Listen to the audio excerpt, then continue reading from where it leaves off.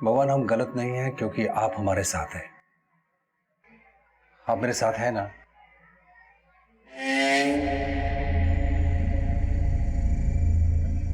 साहब दो ना साहब, कुछ दो ना साहब जी, कुछ दो ना साहब, बहुत भूखा हो साहब, कुछ नहीं खाया। भगवान आपकी हर इच्छा पूरी करेगा साहब।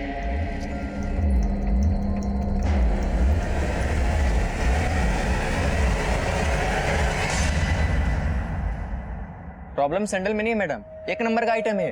अब इतना आप हिलडुल के चलेंगे तो सैंडल तो टूटेगा ना madam. What do you mean by हिलडुल के चलना? मतलब what do you mean to say मुझे चलना नहीं आता है? एक तो रद्दी माल बेच रहे हो, ऊपर से मुझे कर दिखा रहे हो? हाँ? Is he mad? मैडम इसका तरफ से हम सॉरी बोलते हैं। और पापा पर बात कैसे कर रही है आप देख रहे हैं ना। तुम चुप रहो एकदम। मैडम 2 दिन में आपका सैंडल बनवा के देंगे हम। 2 दिन के अंदर मुझे अपना सैंडल वापस चाहिए, नहीं तो पैसा वापस लेके जाऊंगी मैं। Stupid idiot fools.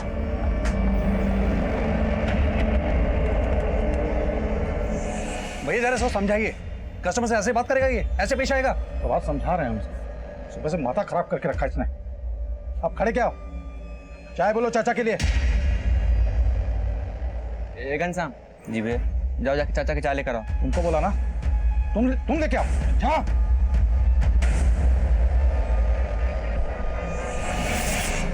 नमस्कार, मैं senior inspector Abhimanyu Jindal, crime petrol Dastak में आप सभी का स्वागत करता हूं।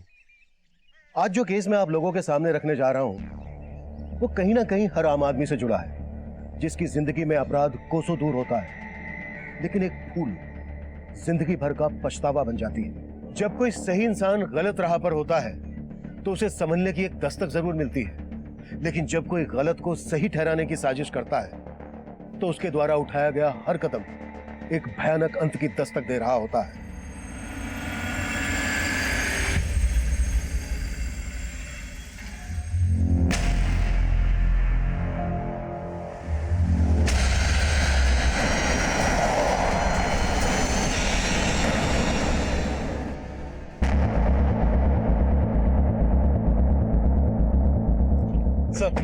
सर इस आदमी का एक्सीडेंट हुआ है। किसी ने कुछ विटनेस किया? किसने उड़ाया इसको? नहीं सर, किसी को कुछ भी मालूम नहीं। सर लोगों ने सुबह यहाँ इसकी लाश पड़ी हुई देखी।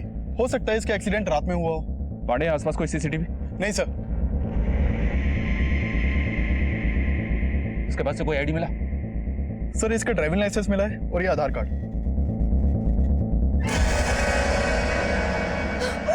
प्रभात जी, ये आपको क्या हो गया प्रभात जी?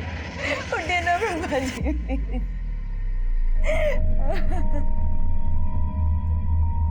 प्रभात रात को 11 बजे दुकान से निकला था।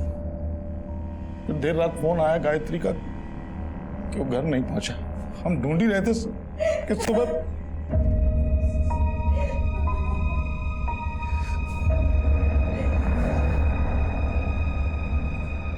देखिए, लग तो ऐसा रहा है कि ये हिट एंड रन का केस है। पोस्टमार्टम के बाद बॉडी आपको सौंप दी जाएगी।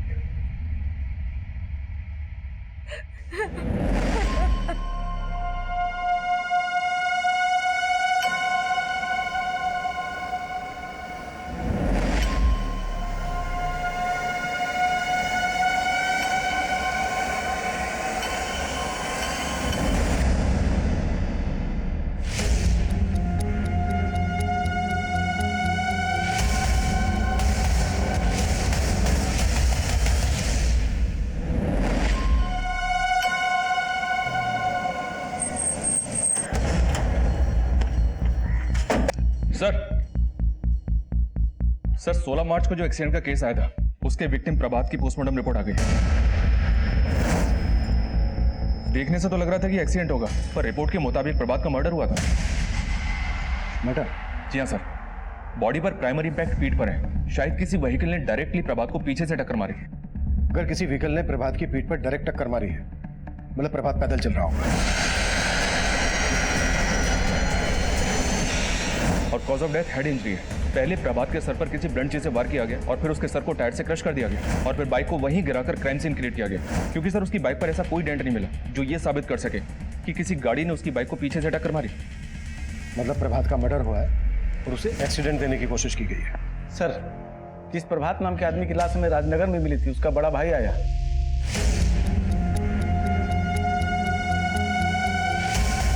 शास्त्री जी, शास्त्री जी, अरे गायत्री जी, आप यहाँ? शास्त्री जी हम आपसे मिलने आ रहे थे। वो कहा है ना, ऑफिस में तो आप मिलते नहीं है। अच्छा बस हमको ये जानना था कि प्रभात जी के बीमा का पैसा कब तक मिलेगा? देखिए गायत्री जी, जब तक पुलिस से हमें ये सर्टिफिकेट नहीं मिल जाता कि प्रभात की मौत एक्सीडेंट की वजह से ही हुई थी, तब तक आपको वेट करना होगा। सर हमको समझ नहीं आ रहा है कि कैसे कहें, हमको बहुत अजीब सा लग रहा है सर। देखिए, आपको जो भी कहना है आप बेझिझक होकर कहिए। सर हमको लगता है कि वो लाश प्रभात का था ही नहीं सर। लेकिन सौरभ जी, बॉडी की शिनाख्त खुद आपने और प्रभात की बीवी ने की थी। सर हमने नहीं की थी सर, गायत्री ने की थी सर। अगर आपको डाउट था तो ये बात आपने हमसे पहले क्यों नहीं कही? सर गायत्री ने अचानक से इतना कुछ कह दिया सर, वहां कुछ कह नहीं पाए, और बाद में हमने बात करने की कोशिश किया तो अजीब सा रवैया था सर उसका। जी भैया, आप प्रभात जी की आत्मा शांति की प्रार्थना की जगह कुछ भी बोले जा रहे हैं। लाश का चेहरा इतना बिगड़ा हुआ था और एकदम से मान लिया तुमने कि वो प्रभाते हैं। कहना क्या चाहते हैं? हाँ, हम अपने पति को नहीं पहचानेंगे? सर गायत्री उल्टा हमें सुनाने लगी सर, तो हमको लगा कि आप लोगों से ये बात छुपाना नहीं चाहिए सर। मर्डर? प्रभात जी का मर्डर हुआ है? मर्डर हुआ है, लेकिन आपके जेठ सौरभ का कहना है कि जिस लाश की आपने शनाख्त की थी वो आपके पति प्रभात की नहीं थी। वो तो हमको भी पहले यही बोल रहे थे, लेकिन साहब ये मर्डर का सुन के ना हमको हमारे जेठ जी पे शक हो रहा है। एक मिनट, आप कहना क्या चाह रहे हैं? साफ साफ बताएंगे। प्रभात जी को जरूर हमारे जेठ और उनके बेटे जितेंद्र ने मारा है। ये सब बोल के कि वो लाश हमारे पति की नहीं है, वो आपको भटका रहे हैं, कहानियां बना रहे हैं ताकि आप उन पे शक ना करें। वजह? मेरा मतलब किस मकसद के लिए वो आपके पति प्रभात को मारेंगे? साहब बाप बेटे दोनों की नजर थी प्रभात जी की दुकान पे। साहब हम आपको बता रहे हैं कि उन दोनों की नीयत बिल्कुल अच्छी नहीं है। सर ये नीयत में खोट निकाल के ये गायत्री को गेम कर रही है सर। हाँ साहब, हमें तो ये नहीं समझ में आ रहा कि चाची अचानक से हम पे ऐसा आरोप क्यों लगा रही हैं। हम बता रहे हैं सर, गायत्री कोई गेम कर रही है। सर डेड बॉडी से जो कपड़े मिले थे वो प्रभात के ही थे, और क्राइम सीन से जो बाइक मिली थी वो भी प्रभात की थी। चक्कर को समझ में नहीं आ रहा है, सौरभ की बात सही है या गायत्री का आरोप? सिंह, सबसे पहले लाश का डीएनए मैच करवाओ प्रभात के बेटे कमल के साथ। प्रभात की फैमिली और बिजनेस दोनों से जुड़ी हर बात पता करो। हमें दोनों पॉसिबिलिटीज पर काम करना है। क्या प्रभात का वाकई में मर्डर हुआ है? और अगर प्रभात का वाकई में मर्डर हुआ है तो ये एक साजिश है। तो इस साजिश का मकसद क्या हो सकता है?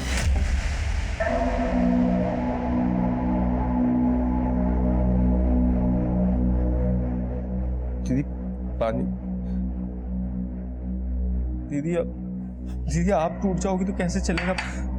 दीदी रो मत ना दीदी, दीदी सब ठीक हो जाएगा। दीदी आप रो मत। आप रो क्यों रहे हो? अरे कमल बेटा, मम्मी नहीं रो रही, वो मम्मी की ना आंख में कुछ चला गया था। तू ये बता, तू कानपुर चलेगा मामा के साथ? चलेगा ना? दीदी आप कानपुर चलो हमारे साथ। वैसे भी जीजा जी के नहीं हर्ष, हम नहीं जाएंगे, हमें अभी यहीं रहना होगा।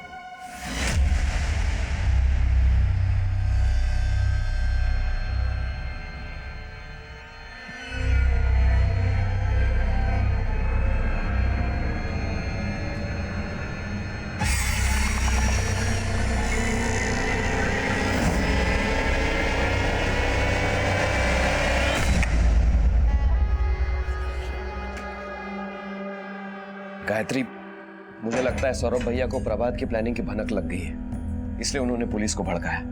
हम भी बाप बेटे की सारी पुलपट्टी खोल दी है पुलिस के सामने। हाँ, पर मामला और बिगड़ जाए। तुम इससे पहले इंश्योरेंस के 35 लाख निकाल लो। कैसे निकाले? वो लोग तो वो पुलिस से सर्टिफिकेट? हाँ, सर्टिफिकेट का इंतजार कर रहे हैं, और इधर जेठ जी ने पुलिस को भड़का दिया है। इंश्योरेंस कंपनी में एक आदमी है हमारी पहचान का, कुछ ले दे के काम हो सकता है। अरे किसका फोन आ रहा है बार बार? अरे वो हमारे ऑफिस से एक फोन। इस विनायक ने भी ना लटका रखा है, क्या कर रहा है कुछ समझ नहीं आ रहा। ए, अरे क्या ही बच्चों का जूता लगा रखे हो यहाँ पे? निकालो ये सब। यहाँ पे सिर्फ आज के बाद फॉर्मल सूझ रहेगा, बता दे रहे हैं। लेकिन प्रभात साहब तो बोले थे कि नहीं। अरे प्रभात सर बस करो प्रभात सर। चच्चा को धंधा करने नहीं आता था, अब धंधा कैसे होता है पापा बताएंगे तुमको। ए, अपने बाप का माल समझे हो क्या? चल क्या रहा है यहाँ पे? नहीं हमें और आप यहाँ कैसे बैठे हुए हैं? क्यों? अब तुम बैठोगे गल्ले पे क्या? नहीं, हम नहीं बैठेंगे।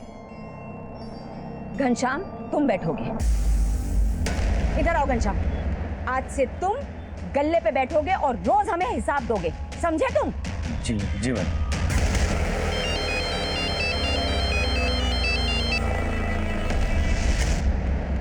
अरे काहे हमें इतना परेशान कर रहे हो आप? अरे परेशानी हमको हो रही है भाभी जी, पूरे 10 लाख रुपए लिए थे प्रभात ने।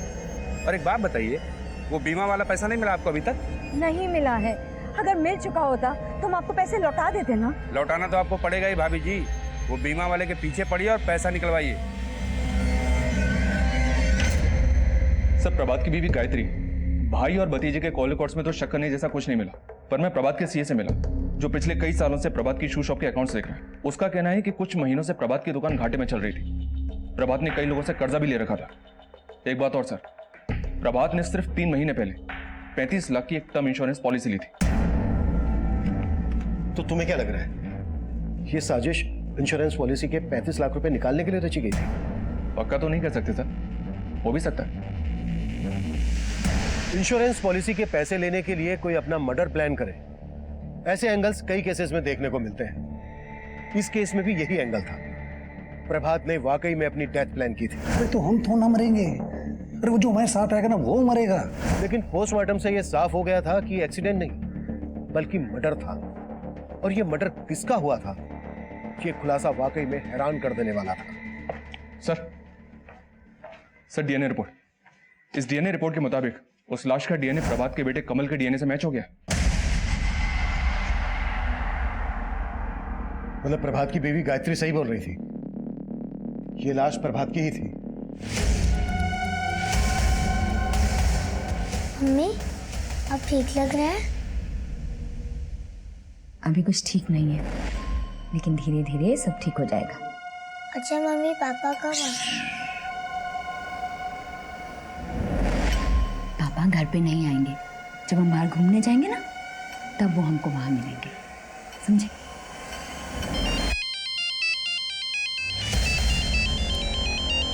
प्रेम,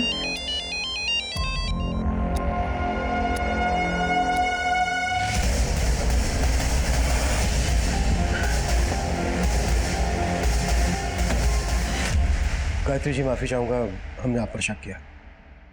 दरअसल आप बिल्कुल सही कह रही थी, वो लाश आपके पति प्रभात की ही थी। आपने अपने जेठ सौरभ और उसके बेटे जितेंद्र पर शक जताया था। अब हम इसी दिशा में काम कर रहे हैं।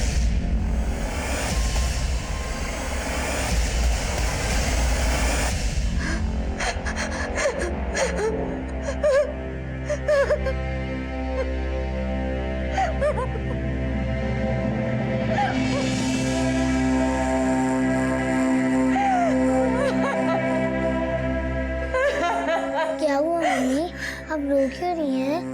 अब कोई भी नहीं है यहाँ।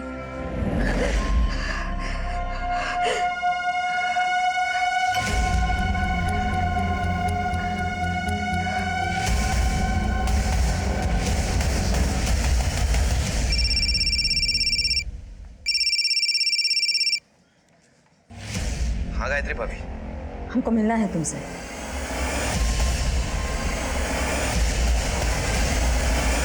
सिंह, अब हमारा फोकस क्लियर है। यह केस प्रभात की हत्या का ही है। अब हमें यह पता लगाना है कि प्रभात की हत्या के पीछे किसका और क्या मोटिव हो सकता है। फिलहाल सबसे बड़ा मोटिव तो सौरभ का ही दिख रहा है सर। इसके बेटे जितेंद्र के बारे में पता किया मैंने, 1 नंबर का चर्सी। 6 महीने पहले प्रभात ने सौरभ और जितेंद्र को नौकरी दी, तभी से प्रभात की दुकान घाटे में जा रही थी, पता किया मैंने। हो सकता है सर दोनों बाप बेटे मिलकर दुकान में घपला कर रहे हो। इस बात का पता प्रभात को चल गया और दोनों ने मिलकर प्रभात का गेम बजा दिया। सिंह, एक काम करो, बुलाओ बाप बेटे को। सब जितेंद्र तिवारी, सन ऑफ सौरभ तिवारी, तुम दोनों का गेम ठीक से समझ में नहीं आ रहा है मेरे। तूने कहा कि वो लाश प्रभात की नहीं थी, जबकि वो लाश प्रभात की ही थी। तेरे घपले का सारा चिट्ठा है मेरे पास। अब अगर तुम लोगों ने तनिक भी चालाकी की ना तो यही। नहीं सर, हम बता रहे हैं आपको। सर हम कह रहे हैं सर, ये चालाकी गायत्री ने की और करा रहा है सब विनायक। वो विनायक बहुत ही पहुंची हुई चीज है।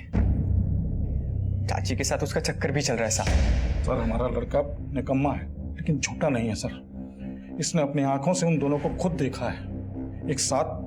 साथ में क्या साहब, आप पता लगाएंगे तो खुद ही पता लग जाएगा साहब कि वो दोनों के बीच में क्या चक्कर चल रहा है साहब।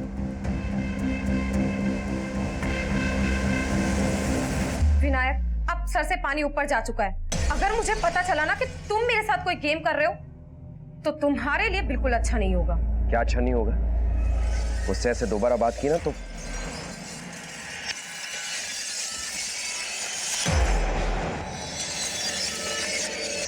गायत्री भाभी, हमें लग रहा है पुलिस झूठ बोल रही है।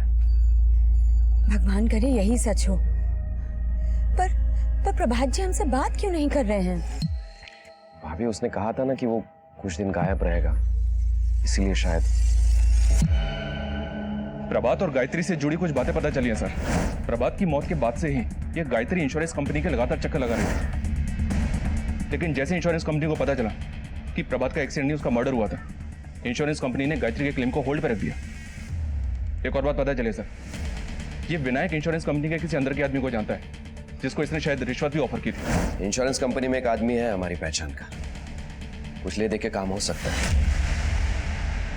साले गल्ले पे बैठा है साला वो। चाची चाहे जो बोले पर ये दुकान ना मेरा हमारा पप्पा का है। पगला गए हो क्या तुम? पगला गए हो? क्या पकड़े हो? बकवास कर रहा है। तुम लोग इसका बात को दिल पे मत लेना, फालतू का बकता ही। आप लोग बैठे हो, दिखाओ सामान। चल चल दिखाओ वहां पे। क्या कर रहे हो भाई? ज्यादा चढ़ा लिए हो क्या? दिमाग को सही रखो, अपना पैर पे कुल्हाड़ी मत मारो। तो जानते नहीं पुलिस हमारा पीछा कर रही है। चलो चलो हमारे साथ चलो। जीवन, प्रभात साहब गलती की इन दोनों को यहाँ लाके। हमको तो लगता है कि उनको इन्हीं लोगों ने खत्म।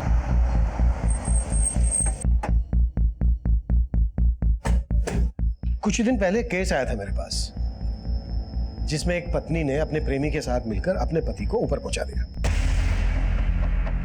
आप ये सब बोलकर साबित क्या करना चाहते हैं हमें? वही जो आपने समझा।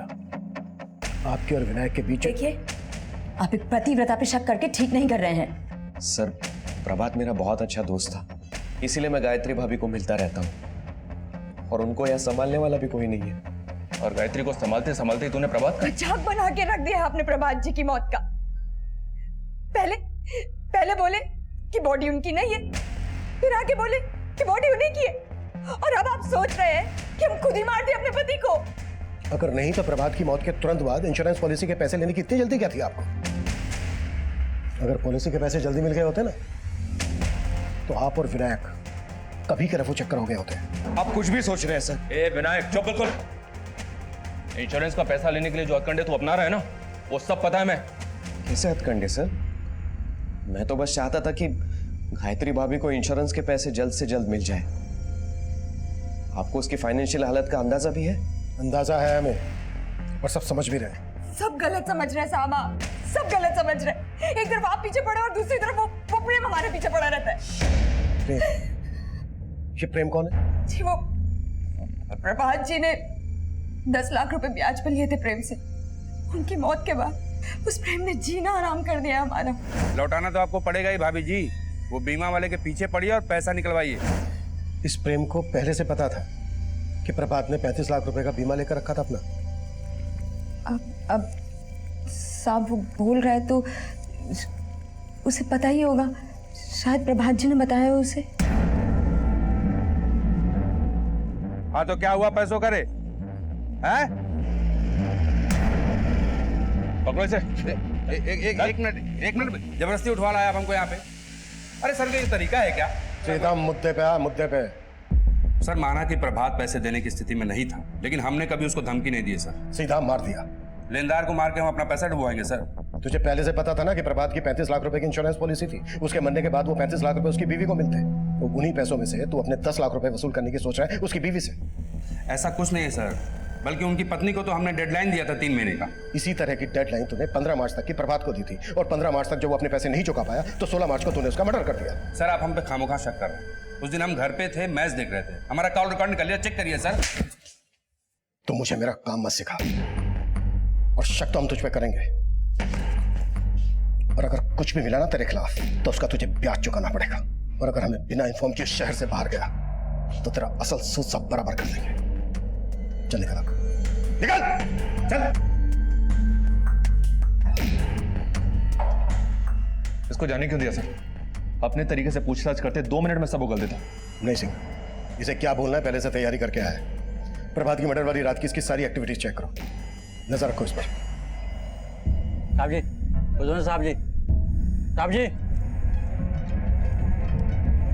साहब जी, साहब जी, साहब जी।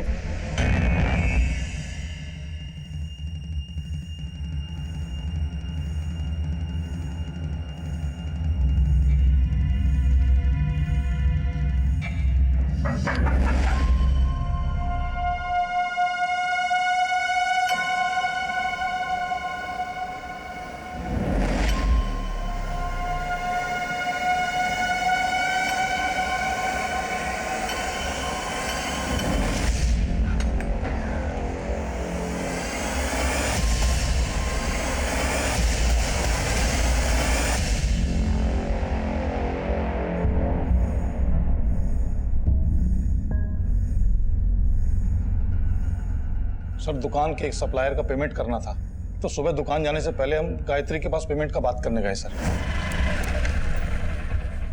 वहां पहुंचे तो देखे ताला लगा हुआ है सर। हम गायत्री को फोन किए, उससे चौप हो रहा था। उसके बाद हम वहां से निकल ही रहे थे कि भीतर से कमल का रोने का आवाज आया सर। हम पड़ोसी को सबको इकट्ठा किए और ताला तोड़ दिए सर। बहुत जगह ढूंढे, बहुत जगह बात किए, गायत्री का कुछ पता नहीं चल रहा है सर।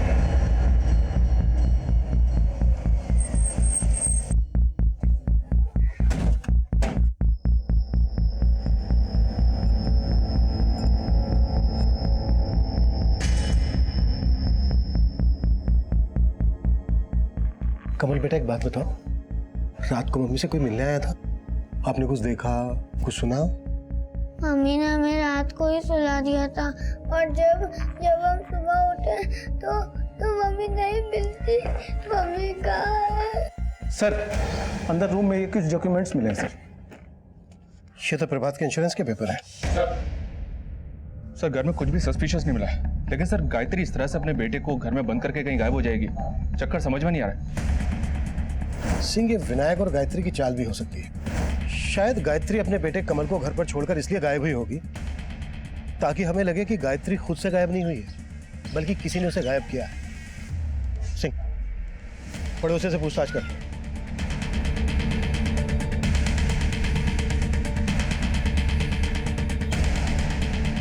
सर हमने रात को तो यहाँ से किसी को आते जाते नहीं देखा, लेकिन आज सुबह जब हम बाजार से घर जा रहे थे तो देखा कि गायत्री के चेटियाँ घर के बाहर सबको इकट्ठा कर रहे थे।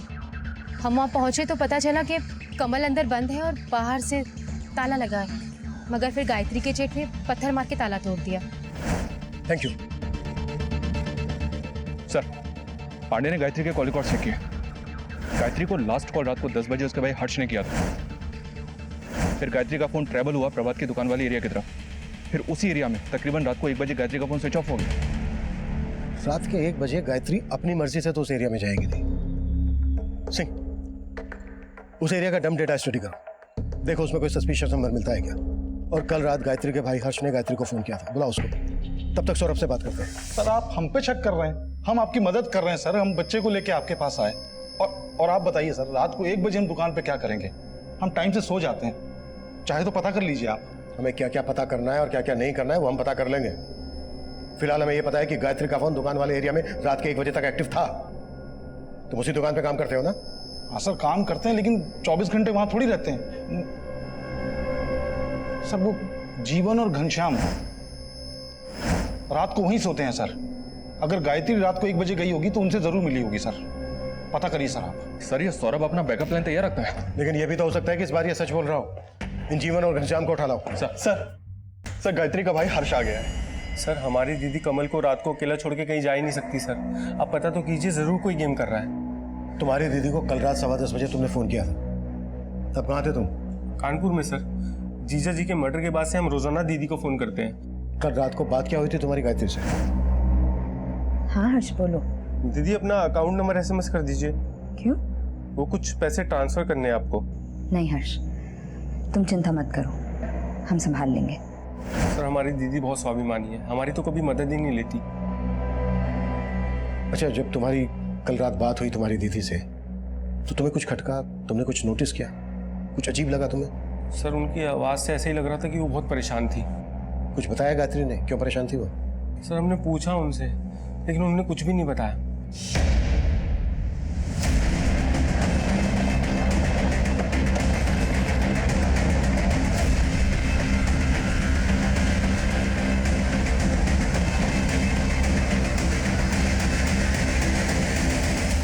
सब दुकान तो रात को 11 बजे बंद हो जाती है, इतनी रात को गायत्री भाभी वहां क्यों आएंगी? गायत्री का फोन वहीं दुकान के एरिया में बंद हुआ था और तुम दोनों दुकान पर ही सोते हो। अगर कुछ भी छिपा रहे हो, कुछ भी, तो अभी बता दो, नहीं तो यहीं काट दो। सर हम कुछ नहीं छिपा रहे हैं सर। माना कि हम सोते हैं दुकान में, लेकिन जितेंद्र भी तो आए दिन दुकान में आता रहता है ना जी। हाँ साहब, वो रोज रात को दुकान में आके नशा करता है। वो कल रात को भी 1 बजे के करीब आया था और फिर वो चला गया, लेकिन गायत्री भाभी को वहां नहीं देखा हम लोगों ने। सर गायत्री के घर के आसपास के एरिया का डम डेटा चेक किया। जिस रात गायत्री गायब हुई तब वहां विनायक का नंबर एक्टिव था, और विनायक के नंबर से प्रभात के नाम पे रजिस्टर्ड एक दूसरे नंबर पे कॉल किया गया था। प्रभात का दूसरा नंबर? जी हाँ सर, यह नंबर चेन्नई में एक्टिव था, लेकिन अब बंद है। चेन्नई में प्रभात का दूसरा नंबर कौन यूज कर रहा होगा? पता नहीं सर, कहानी को समझ में नहीं आ रही। सब समझ में आएगा सिंह।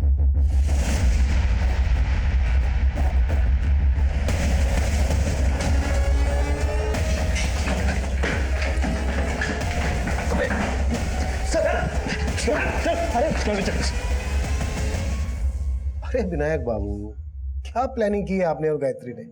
Sir planning? हमने ऐसी कोई प्लानिंग नहीं की थी सर। देखिए सर, मैं मानता हूं कि मैं उस रात गायत्री भाभी को मिलने गया था, लेकिन गायत्री भाभी कहाँ गायब हो गई? गायब हो गई या छिपा के रखा है उसे कहीं? भाकर वहीं जा रहा था ना उसके पास, चेन्नई। चेन्नई? चेन्नई? हाँ चेन्नई, वहां प्रभात का दूसरा नंबर एक्टिव था। नहीं सर, मुझे सच में इसके बारे में कुछ नहीं पता। ऊपर देख, देख ऊपर देख। सर बता रहा हूँ सर। इतनी जल्दी क्या है? अब बोल। सर प्रभात का ये नंबर अंजलि यूज करती थी। कौन अंजलि? अंजलि उसकी गर्लफ्रेंड थी। प्रभात की गर्लफ्रेंड? जी सर, प्रभात और अंजलि का अफेयर चल रहा था। वो प्रभात की कस्टमर थी और दोनों में प्यार हो गया था। प्रभात और अंजलि हमेशा मेरे घर में ही मिला करते थे। सर प्रभात में और गायत्री भाभी में पहले हमेशा अनबन हुआ करती थी। अंजलि को पाने के लिए उसने फिर से गायत्री भाभी से रिश्ता सुधारना शुरू कर दिया, और इसीलिए उसने अपना फेक डेथ प्लान कर दिया। Fake death? मेरी जगह कोई और मरेगा, और इंश्योरेंस के पैसे पाने के लिए मुझे गायत्री को अपने फेवर में करना पड़ेगा। अंजलि तुझे इतनी पसंद है तो तू गायत्री भाभी से डिवोर्स ले ले। अरे तेरा दिमाग खराब है? सर से लेकर पैर तक मैं कर्जे पे डूबा पड़ा हूँ यार। मैंने सब सोच लिया है। मेरी फेक डेथ के बाद तुझे गायत्री को इंश्योरेंस के पैसे दिलवाने में मदद करनी पड़ेगी। सर वो अंजलि के प्यार में इतना पागल हो गया था कि दूसरे की लाश को अपनी लाश साबित करने का प्लान कर चुका था। दूसरा कौन? सर इसके अलावा मुझे कुछ नहीं मालूम सर। हाँ, लेकिन उसने किसी को तो टारगेट किया था जिसका वो शायद मर्डर करने वाला था, लेकिन जब पता चला कि प्रभात का ही मर्डर हो गया तो कुछ समझ में नहीं आया। वहाँ चेन्नई में अंजलि प्रभात का इंतजार कर रही थी। विनायक, मैं तुम्हें कब से कॉल कर रही हूँ, तुम मेरा फोन क्यों नहीं पिक कर रहे हो? और इधर मैं गायत्री भाभी को इंश्योरेंस के पैसे दिलवाने में मदद कर रहा था। इंश्योरेंस कंपनी में एक आदमी है हमारी पहचान का, कुछ ले दे के काम हो सकता है। कल रात गायत्री से मिलने क्यों गया था उसके घर? वो तो गायत्री भाभी ने खुद फोन करके बुलाया था। सर गायत्री भाभी रोजाना प्रभात के बारे में पूछती थी। उस रात भी उन्होंने प्रभात के बारे में ही पूछने के लिए बुलाया था। तुम बोले थे कि पुलिस झूठ बोल रही है कि प्रभात जी का मर्डर हुआ है। तो अगर प्रभात जी का मर्डर नहीं हुआ है तो प्रभात जी का है। भाभी हमें नहीं पता। नहीं पता मतलब? हाँ? हमें तो लग रहा है कि पुलिस जो कह रही है शायद वही सच हो। उसके लिए आंसू बहाने की जरूरत नहीं है। वो आपको धोखा दे रहा था। हाँ, उसका दूसरी लड़की के साथ चक्कर चल रहा था। कौन लड़की? सर उस रात गायत्री भाभी ने अंजलि के बारे में पूछा और हमें जबरदस्ती अंजलि को फोन करवाया। सर गायत्री भाभी की आवाज सुनते अंजलि ने फोन कट कर दिया। उसके बाद मैं वहां से चला गया। मुझे नहीं पता सर उसके बाद क्या हुआ और गायत्री भाभी कहाँ है और प्रभात को किसने मारा। अंजलि का कोई फोटो है तेरे पास? हाँ sir, social media messenger DP में उसका फोटो है सर।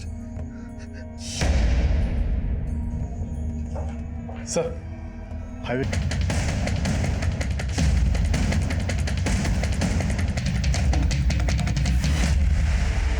पांडे, बॉडी पोस्टमार्टम के लिए भेजो और देखो आसपास कुछ मिलता है क्या। सर गायत्री का फोन बंद होता है प्रभात की दुकान के एरिया में और लाश मिलती है वहां से 10 किलोमीटर दूर यहाँ हाईवे के पास। मुझे तो ये विनायक का ही गेम लग रहा था और ये भी हो सकता है कि प्रभात के मर्डर का प्लान अंजलि और विनायक दोनों ने मिलकर बनाया और इस बात का पता गायत्री को लग गया हो, इसलिए दोनों ने मिलकर गायत्री को मार दिया। हमें लग रहा था कि अंजलि इस गेम की मास्टर प्लानर है, लेकिन अपना फेक एक्सीडेंट प्लान करने वाला प्रभात इस केस का असली मास्टरमाइंड है। लेकिन उसका मर्डर कैसे हुआ, किसने किया, यह खुलासा चौंकाने वाला था। लेकिन इस केस की सबसे बड़ी विक्टिम गायत्री थी, जो अपने पति प्रभात के धोखे का शिकार हुई थी। गायत्री और प्रभात की आपबीती की गाज उनके बेटे कमल पर गिरी, जो अब अनाथ हो चुका है। प्रभात के बाद गायत्री का मर्डर किसने किया होगा, यह तब हमारे लिए पहेली बना हुआ था, जिसका जवाब हम अंजलि की तलाश में ढूंढ रहे थे। और अंजलि का गायब होने का खुलासा भी कोई कम चौंकाने वाला नहीं था। सर, विनायक ने कहा था कि अंजलि इंद्रपुरम में रहती थी। इंद्रपुरम पुलिस से कांटेक्ट किया तो उन्होंने बताया है कि वहां एक लड़की की मिसिंग कंप्लेंट फाइल हुई थी। रिपोर्ट में लड़की का चेहरा तो अंजलि से मिलता था, पर कंप्लेंट किसी सोनाली शर्मा के नाम से फाइल हुई थी और ये कंप्लेंट करने वाला कोई और नहीं, अंजलि उर्फ सोनाली का फादर ही है। मैंने बात की उनसे। सर ये अंजलि नहीं है, मेरी बेटी सोनाली है और मैं किसी प्रभात को नहीं जानता सर। सोनाली करती क्या है? एस्पायरिंग मॉडल है सर, और हमें ये बात पसंद नहीं है। ये सोनाली गायब कब से? 9 मार्च से। प्रभात का मर्डर होता है 16 मार्च को और ये लड़की अंजलि उर्फ सोनाली 9 मार्च को गायब होती है। और विनायक जिस नंबर पर इस सोनाली को फोन करता है, वो नंबर गायत्री के मर्डर वाली रात तक चेन्नई में एक्टिव था। I'm sure सिंह कि विनायक कोई गेम खेल रहा है। लेकिन सर, इस विनायक ने जितना बोला है उसके आगे कुछ उगल नहीं रहा है। इसका तो ये भी कहना है कि वो ये तक नहीं जानता कि अंजलि का असली नाम सोनाली है। इस सोनाली का कैसे भी करके पता लगाना होगा सिंह, यही हमें इस केस की जड़ तक लेकर जाएगी। आजा, देखो तुम्हारे लिए क्या लाए टॉफी। ले ले ले, पकड़ो। क्यों डरा रहे हो? अब इसे भी मारने का इरादा है क्या? इरादा तुम्हारा है आंटी, पापा ने तुम पे नजर रखने के लिए बोला है, कहीं चाचा चाची की तरह कमल को भी मार डाला तो। क्या सबको अपनी जैसा समझते हो? चलो निकलो यहाँ से, वरना अभी पुलिस को फोन कर दूंगी। सर, पोस्टमार्टम रिपोर्ट के मुताबिक गायत्री की मौत गला दबा के हुई उस रात तकरीबन 12 बजे के आसपास। गायत्री का मर्डर होता है रात के 12 बजे और गायत्री का फोन प्रभात की दुकान वाले एरिया में बंद होता है रात के 1 बजे। मतलब साफ है सिंह, गायत्री के मर्डर के बाद उसका फोन पर्पसली उस एरिया में ले जाया गया। सर चेन्नई पुलिस ने सोनाली का पता लगा लिया है और उसे अरेस्ट भी कर लिया है। कल सुबह तक वो हमारी कस्टडी में होगी। गुड। सर ना मैंने प्रभात को मारा है और ना ही गायत्री को। सर मैंने कुछ नहीं किया। कुछ नहीं किया? नाम बदलकर एक शादीशुदा आदमी को अपने प्यार के जाल में फंसाया और उसे इतना बरगलाया कि वो अपनी सीधी सादी बीवी को छोड़कर तुम्हारे साथ भागने के लिए तैयार हो गया। बोलती है कुछ नहीं किया। और क्या क्या किया है? खुद बोलोगी या बुलवाएं तुमसे? मीरा, एक मिनट सर मैं बताती हूँ। सर ये सब मैंने अपनी मर्जी से नहीं किया, मुझे हर्ष ने बोला था उसके जीजा जी को फंसाने के लिए।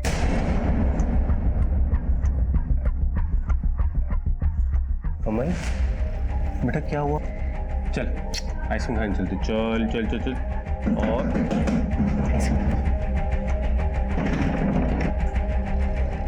सर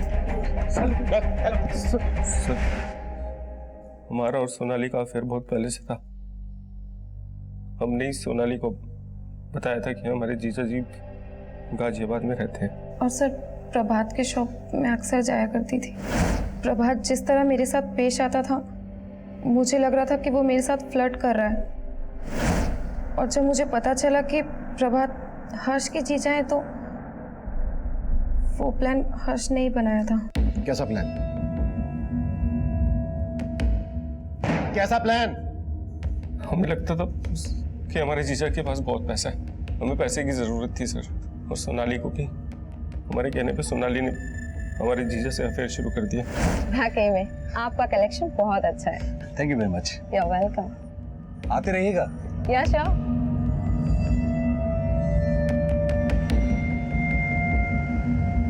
प्रभात ने मुझे फोन करने में जरा भी देरी नहीं की।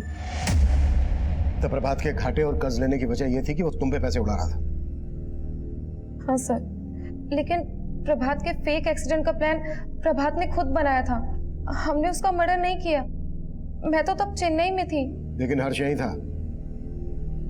जिस रात गायत्री का मर्डर हुआ, उस रात तो कानपुर से यहाँ गाजियाबाद आया था। सब पता लगा लिया हमने। अब तो खुद बोलेगा या फिर? मानते हैं सर कि हमने अपनी दीदी को मारा सर, लेकिन अपने जीजा को हमने नहीं मारा सर। विनायक ने हमारी दीदी को सोनाली के बारे में सब कुछ बता दिया था। उस रात दीदी ने हमें फोन किया और सोनाली के बारे में बात करने लगी। तुम्हारे जीजा जी का कहीं चक्कर चल रहा था, वो हमको धोखा दे रहे थे। क्या बोल रही हो दीदी? ऐसा कुछ नहीं, आप बेवजह परेशान हो रही है। ऐसा ही है हर्ष। हमें विनायक ने बताया सब कुछ। कोई लड़की है अंजलि नाम की, चेन्नई में रहती है। हमें लगता है कि ये सब ना उसने ही किया। तुम्हें पता है, हमने ना विनायक से उसका नंबर ले लिया। बस हम अभी के अभी जाके पुलिस को उसका नंबर दे देंगे। दीदी वो आप वो अंजलि की बात कर रही हो क्या? वो जो चेन्नई में रहती है? हाँ, उसको तो हम जानते हैं दीदी। उसको तो आज हमने सुबह हाईवे पे देखा। दीदी आप एक काम करिए, आप हाईवे पे आ जाइए। हमने उसका घर देखा हुआ है। दीदी हमारी बातों में आ गई।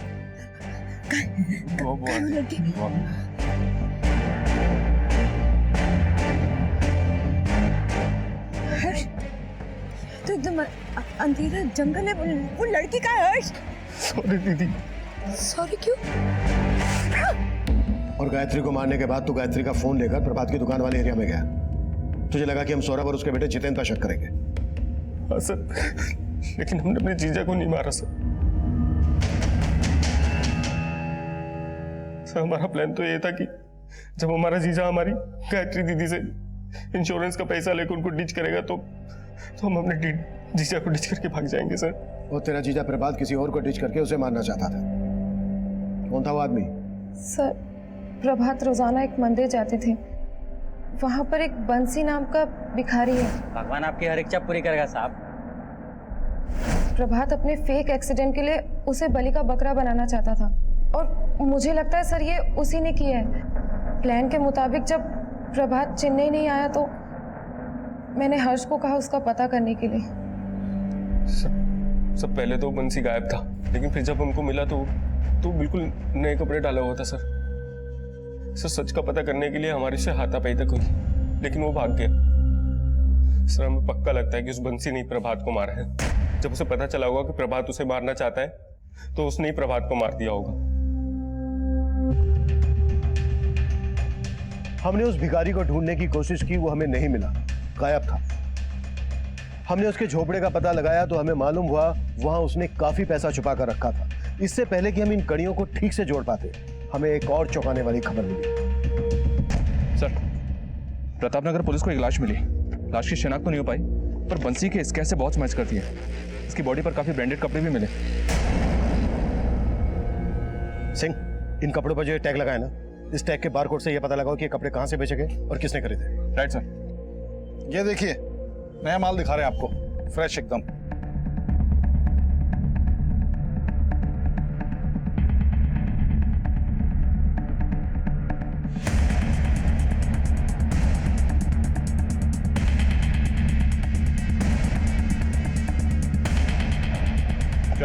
अरे सर, मुझे कहा नहीं सर, मैंने क्या किया सर? बंसी के लिए कपड़े तूने खरीदे थे ना? बंसी? तुम सर लेकिन सर आप लोग क्या कर रहे हैं, हमें कुछ समझ में नहीं आ रहा है। सीसीटीवी में बंसी के लिए कपड़े खरीदता हुआ दिखा है तो? सर कौन से कपड़े सर, हमने नहीं खरीदे। ऊपर दे। सर बताते हैं सर, मारिए मत, बताते हैं। हमने ही मारा है बंसी को, क्योंकि बंसी ही जानता था कि हमने प्रभात भैया का भी खून किया था। प्रभात को क्यों मारा? प्रभात भैया के गले से पैसे उस जितेंद्र ने चुराए और उन्होंने हम पर शक किया। लेकिन भैया हमने चोरी नहीं किया भैया। साला जिस थाली में खाना खाता उसे तो भैया हमने नहीं चोरी की। भैया आप पीछे मत आओ, तू निकल यहाँ से। सर प्रभात भैया को उस समय तो यकीन नहीं हो रहा था, उन्हें उनकी गलती का एहसास हुआ और उन्होंने फिर से मुझे काम पर बुला लिया। जीवन, आई एम सॉरी भाई, वो बस कीजिए ना भैया, हम तो हमेशा आपको अपना बड़ा भैया ही मानते हैं। मैं अपनी बेइज्जती भूला नहीं था। प्रभात भैया को लगता था कि मैं उनके लिए कुछ भी कर सकता हूँ, इसलिए उन्होंने उस नकली एक्सीडेंट के प्लान में मुझे शामिल किया। प्रभात भैया ने मुझे कहा था कि वो बंसी को रास्ते पर लाएंगे और उसको टेम्पो के नीचे धक्का दे देंगे और मुझे उसे कुचलना था। प्रभात भैया का प्लान था कि बंसी के मर्डर को एक्सीडेंट दिखाया जाए, लेकिन मैंने प्रभात भैया के मर्डर को ही एक्सीडेंट दिखा दिया। सर बचा तो तू अब भी नहीं।